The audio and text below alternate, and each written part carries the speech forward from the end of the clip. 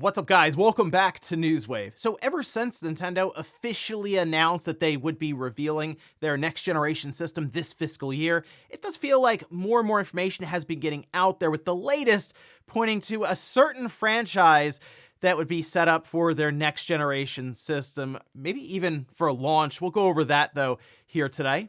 Also, we are going to be talking about Microsoft and Sony as we work into the E3, not E3 time, with a bunch of games seemingly leaking ahead of their showcases, and then Sony's plans over the next few years when it comes to their games may not actually hinge on just visuals, as seems like they have some other things in mind. So if you guys enjoy these videos, make sure you hit that like button, helps out a ton, and if new here to the Spawn Wave channel, make sure you subscribe down below, and of course, members of the channel do get Newswave early. If you'd like to learn more about that and support the channel further, you can click the join button down below this video. And we're going to start today with Call of Duty Black Ops 6, where we had some initial teasing that was spotted on a website, and then we just had Activision just outright announce it, and now it appears we have information pertaining to last generation versions of this game, because yes, it does appear we're going to have PlayStation 4 and Xbox One versions of Black Ops 6. We can see this posted up over on Insider Gaming, and they were originally pointing to a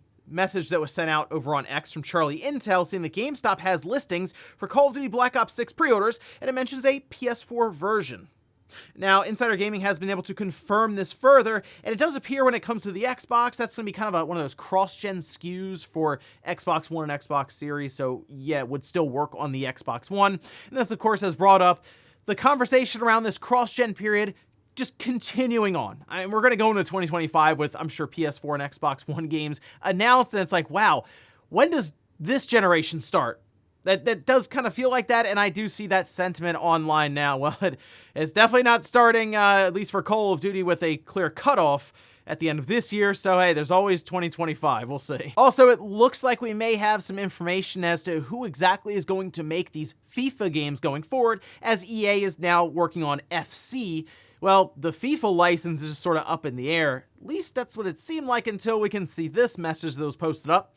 This was from the Infinity FC saying 2K Games has secured the FIFA video game license. This was according to Moplay Inc., and this exploded on X. 12.5 million views on this one, and the same source claims that FIFA 2K25 will launch later this year, and it was sort of funny because people thought, okay, well, FIFA and EA break up. Well, maybe somebody will pick up the mantle for FIFA and it won't have microtransactions and stuff in it. And here comes 2K with arguably more microtransactions, at least when it comes to how aggressive they can be in some of their, for example, NBA. Right, that 2K series, there's definitely no shortage of virtual currency to buy there. And really it comes down to there are only certain publishers and developers who are set up for these yearly sports games to get them out every single calendar year like clockwork, and 2K is one of them. So it's not shocking to hear this, and I guess we'll see this announcement here pretty soon if they want to get it out later on this year. Oh, and it does look like Nintendo is moving to open another retail store in the US. Of course, they have Nintendo New York, and now we can see this is posted up over on their website with the announcement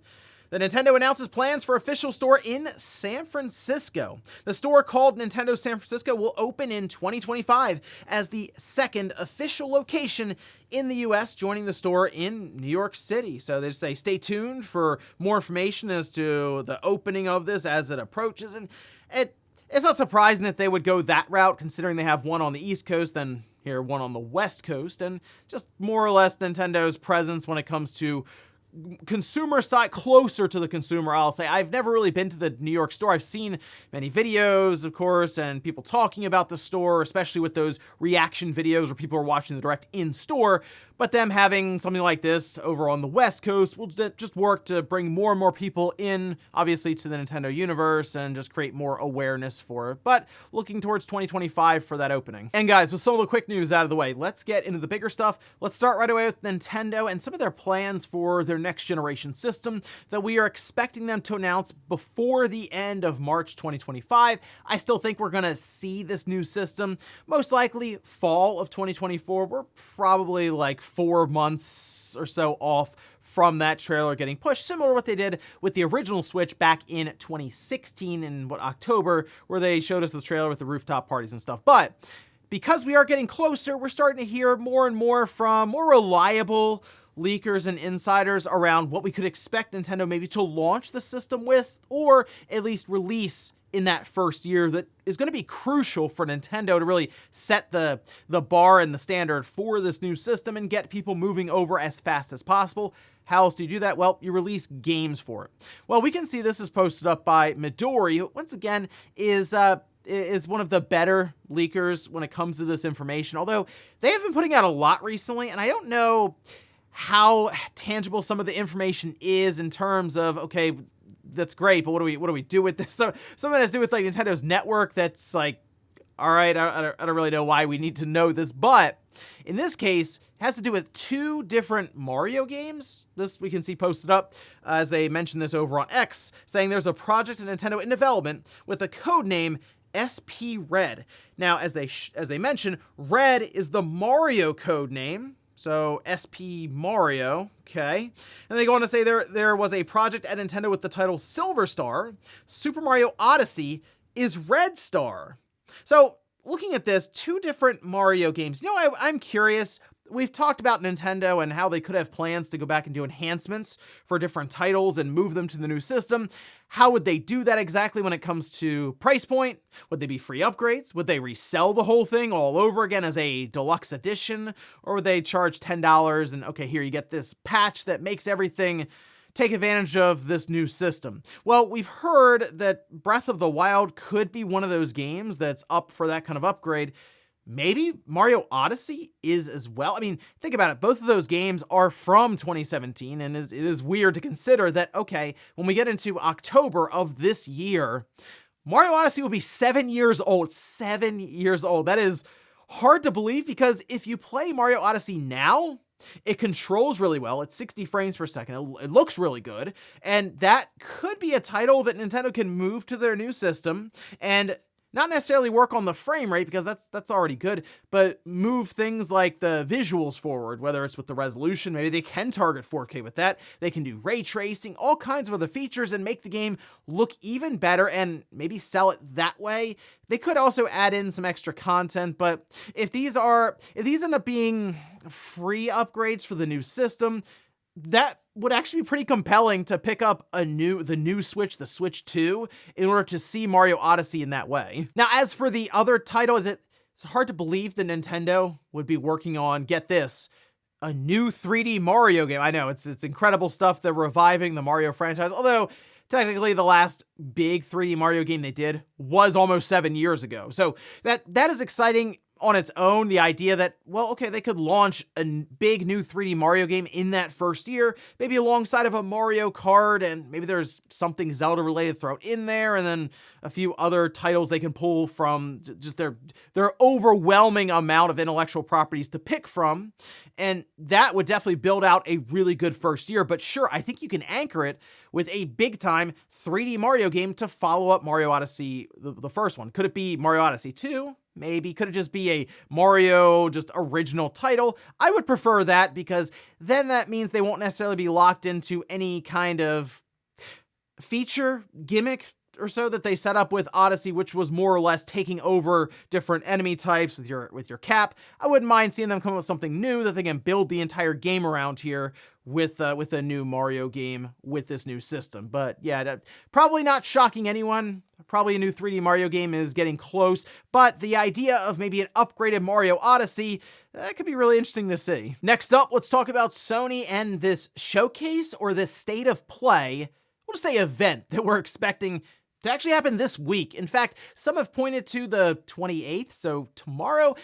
I don't know, I feel like they're going to announce, we'll just say that I think they're going to announce it tomorrow, and then it be set up for Thursday, right? At least give a day or so of a buffer for that announcement to then the event. But we are starting to hear some stuff that should be in attendance at this event. One, I'm very excited about, actually, as it has to do with a game that I thought showed off the PlayStation 5 really, really well, especially with that DualSense controller. And, well, if you have a PS5, you already own this game technically because it came with the system. That's Astro's Playroom. Well, over on D-Labs, we can see they posted this up again. D-Labs, very, very good with this information. mostly because we believe that they have access to some of the back-end stuff when different assets and games even are uploaded to these servers. But again, we can see this posted up over on their website. Where they said, according to our information, a new game from the Astro universe is being prepared by the Team Asobi studio. We think, although we're not 100% certain, that it will simply be called Astrobot. All right, well, sure, great. That you don't have to overthink it, really. We haven't had a big 3D platforming Astro game, so why not just call it Astrobot and just sort of set things up there maybe for the future, depending on how this does. And I know you're probably wondering, is this going to be tied to PSVR 2, similar to how Astrobot with the PS4 was tied to that PlayStation VR? According to them, they don't believe that'll be the case. Now, I will say, doesn't necessarily mean that there won't be something in there to take advantage of PSVR 2, and that could just be a side mode or mini game or something. In fact, I think that'd actually be a good idea, just at least have something in there to acknowledge a headset that Sony kind of feels like they've left behind somewhat. I know they don't necessarily want to throw a ton of money at a game and just make it for PSVR 2, but just something extra you can take advantage of if you have that headset, based on Team Asobi's history, where yes, they will kind of build their games alongside of the technology like a DualSense controller. I think that'd be really cool to see, but what I'm hoping for is a big breakout moment here for an IP that Sony has that I think could be very, very strong with an overall general audience with Astro. So yeah, I'm excited to see what this is all about, and I am expecting to see it this week if those showcase or state of play rumors and reports are correct. So looking forward to that one, and we'll see what Sony and Team Asobi has for us with, hopefully, a bigger budget 3D Astrobot game. Next up, let's talk about another game that's gotten out there a bit early, and this has to do with idSoft and Microsoft, as of course they have their event scheduled for Sunday, June 9th. In this case, though, it's Doom, which we can see this is posted up. This is over on Pure Xbox. They're quoting a bunch of different sources as we had more information come out after Insider Gaming posted their report, where they say last year heard of early details of the next entry into the Doom franchise, which was described to me as a medieval-inspired Doom world. Well, it doesn't necessarily give much information to go on. Year Zero, the Dark Ages, and medieval-inspired starts to paint a vivid picture of where the series could be going next. Now, all of this tied into the title, Doom: The Dark Ages. Now, after this information got out there, Nate the Hate did mention on X that it is coming to PlayStation 5. Now, Jez Cord went on to corroborate this, saying, I can also confirm Nate's report that Doom: The Dark Ages is slated for PlayStation as well, and you can expect Doom: The Dark Ages to join other Doom games on Xbox Game Pass. Now, of course, we know Microsoft is, they're playing around with multi-platform titles and releases from their first-party studios, which, as idSoft, is part of Microsoft and Xbox at this point. But it is going to be kind of strange, I feel like, for people to see, most likely, a PlayStation logo appear at that showcase on June 9th, which I assume they will do that, alongside of the Xbox logo and Game Pass for something like Doom: The Dark Ages. But Microsoft, their big thing is, if you're on Xbox, you just get it in Game Pass. If you're not, and you're somewhere else like on PlayStation, you're paying the full $70 for it. So in their mind, they're going to make money either way, and they have not had much focus on just selling hardware and consoles. So, hey, if that's kind of the route they want to go here, because they are seemingly at odds with each other within Microsoft, where Satya Nadella doesn't really get the idea of console exclusive stuff, or just exclusive stuff, say, for Windows and Xbox. Whereas the more traditional side, I assume, with like Phil Spencer, understand the idea of trying to sell consoles and hardware more than they are now, since, I mean, I feel like if you buy an Xbox, you're more likely to sign up for Game Pass than I think any other avenue of getting something like Doom: The Dark Ages. But we'll see when that showcase comes up here, because this could be a staggered release maybe, or maybe it is their day one. But hey, either way, exciting to hear that we're going to be seeing a new Doom game coming up, and I do believe that Xbox showcase is going to be pretty good just based on some of the early stuff we're hearing now. And in our last bit of news, let's talk about Sony and some of their plans going forward with PlayStation, and sort of what they're targeting in the future with their game development, because we know the diminishing returns have really been kicking in. While I did play through Hellblade 2 and visually speaking, it was super impressive, I don't know if I would notice as much if they had pulled back on some of the visuals and stuff to maybe try to tackle things on the gameplay side. It's just, we're at a level where games just look good enough pretty much all the way around, right? It has to be a really egregious looking game that's just busted completely with textures just off or something for us to be like, ooh, that game looks just downright ugly. Well, in this case, it does appear that Sony understands the diminishing returns, and maybe they're trying to explore other avenues of making their games stand out. We can see this is posted up. This is over on PlayStation Lifestyle with a quote from PlayStation's head of production and head of product, say Assad Quizzlebash, who says, "In terms of gaming's future, I envision games becoming more personalized due to advances in technology and AI, enabling customized experiences for each player. The focus is going to shift from graphics or visuals to immersive narratives that resonate long after the controller is set down," which we know Sony obviously is very much entrenched in sort of the narrative experience, but they do have a bit more gameplay added in as well compared to Hellblade 2, which I think if you just look at it as a narrative-driven experience is like top tier stuff, especially with the visuals and everything that they managed to accomplish there. But with Sony and their visuals being very good as well, they do try to make things as immersive as possible on their end. And talking about AI or artificial intelligence, which I do think is going to be the big push for next generation consoles that make them feel different from the current ones, does make you wonder about the game recognizing you as a person more. Like that, it sounds weird now, and it is hard to envision exactly how they would make that work and bake that into some of these different games, but that is technically their job to do. Still, that could make the game more immersive in the sense that, as they say, something you consider more and more even after putting the controller down, because you got to figure out something a bit different than just trying to push the graphics further, because no one's really calling for 8K. People are starting to look at things as just good enough when it comes to visuals, so that's kind of out of the question now. It's sort of an easier upgrade path, I would say, going from, Super Nintendo, PlayStation, PS2, that, like, GameCube, jumping around between those different generations, it was obvious. Now it's becoming less and less so. So maybe doing something where the game is more aware of you, the player, and it's able to base the experience around just you and make it more unique. Sure, that could maybe take things to the next level. But I am very curious to see how AI gets baked into these consoles, because trust me, it's definitely going to be a thing, and we'll see how that goes. And before we go to the comment of the day, we'll take a look at the poll that I posted up yesterday, where I ask, if you own a PS5, did you beat Astro's Playroom? All right, great. 44% say yes, I played all the way through it. 26% say I started it, but didn't beat the game. It's definitely, you got to play through it. It's not even a long game or anything, but it's very, very fun. 30% say I haven't played Astro's Playroom. You own a PS5 and you did not start up the best-selling game on the entire platform. This game's coming up on almost 60 million sold. It comes with the PS, we count that as a sale, right? Anyway, in this case though, Astro's Playroom I thought was a ton of fun. It still stands out as just a unique title on the platform.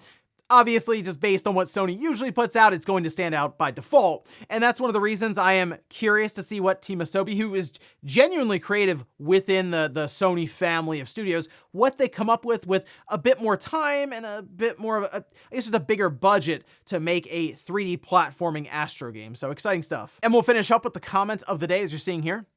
This is from Carl, who says, I didn't even know there was a Black Ops 4 and 5. Well, Black Ops 4 was very straightforward. They just called it Black Ops 4. They used 4 lines that made a shield.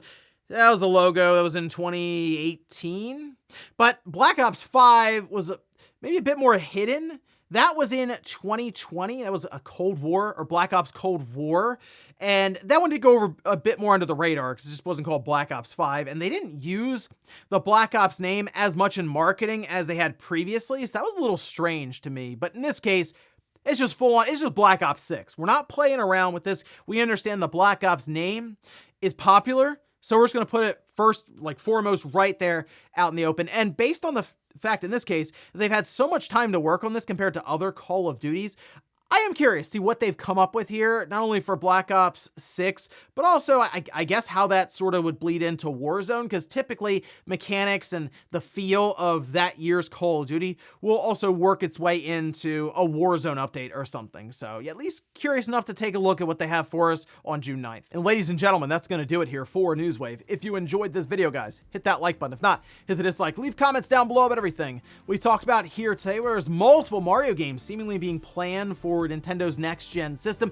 Would you go back and check out Mario Odyssey again if it got some sort of, we'll say, free update, take advantage of that next system? Then also, what about Astro, that getting a reveal soon, or even Doom the Dark Ages coming up June 9th? So a lot of exciting stuff happening here in the coming weeks. Thanks, guys, for watching, and I'll see you next time.